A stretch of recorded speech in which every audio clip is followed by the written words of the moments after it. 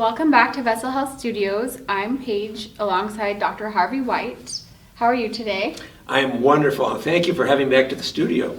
Thank you. So as we all know, right now has been a really challenging time globally with the onset of the COVID-19 pandemic. The way this ties into your book is this book has a lot of self-reflections and ways to maybe solve our own problems in a sense. That being said, can you give us a little insight into your writing style and your thoughts on our current time?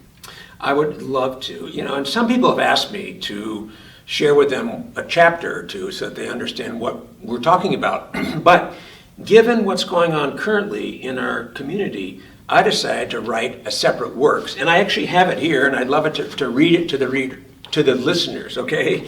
And it does have a cadence or a rhythm that is somewhat similar to the chapters that I've written in the book. So this is entitled On Weary. Hold your head up. The Weary Traveler. Sunday, 8 p.m., a turbulent landing following a 12-hour flight from Auckland, New Zealand. Weather rolling in. Flights grounded. Local hotel rooms booked. Now stranded in San Francisco. Appointments tomorrow. Next available flight Tuesday. Luggage checked. It's not the airline's fault. We are all weary. The coronavirus pandemic, now in its 6th month, has leveled a harsh toll on each of us. Some individuals and families have suffered enormously. COVID-19 striking with unexpected and rapid loss of life or rendering permanent disability to the unfortunate. Others have experienced incredible losses of other types: businesses shuttered, eviction from apartments, and perpetual job furloughs. Few have been immune from the virus's effects with protracted quarantines, disrupted routines, and aborted plans. A gnawing sense of isolation penetrates our society. To many, the future looks bleak, hopes are dashed, we are all weary. But like the weary traveler, how do we cope? Weary is a curious word, and there are few others that well capture what we are feeling at this moment. Yes, we are anxious, distressed, depressed, exhausted, lifeless, and we struggle through these times. We go through motions with muted joy and with little pleasure. We struggle to maintain. But weary is a word that implies all of these characteristics. The weary traveler encounters many obstacles. The weary traveler experiences disappointment. The weary traveler feels angry. The weary traveler feels displaced. And the weary traveler may feel tired, drawn, and defeated. But though tempted, the weary traveler cannot just quit and return home. The weary traveler endures and eventually continues on the journey. Is that not what we are doing during this pandemic? Enduring and yet continuing forward?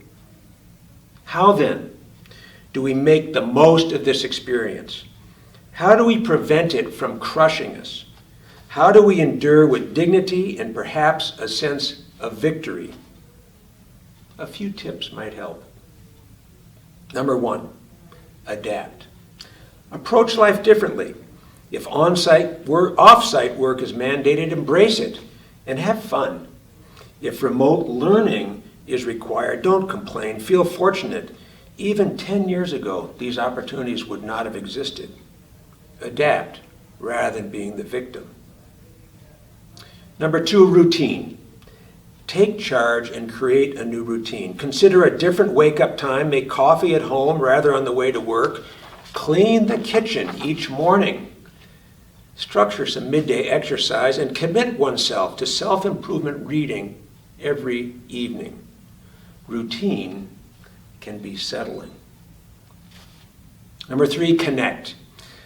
Create dedicated time to connect on social media. Choose a few old friends whom you've missed and reach out. Try a new platform like LinkedIn. The possibilities are endless. And lastly, persevere. This too will end. Believe it, know it, say it. This too will end. The benefits of a positive attitude are endless, one foot in front of the other. This too will end. We are living in unique times, and we are all weary.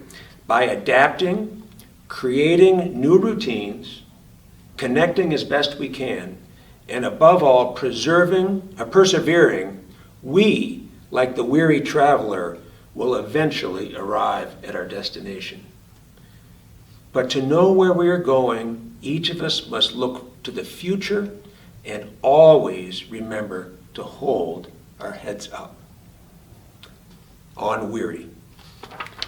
Thank you for sharing that glimmer of hope with us in these trying times. I look forward to reading your chapters in your book because I've already learned so much from that passage. You're so welcome, and I enjoy sharing it very much.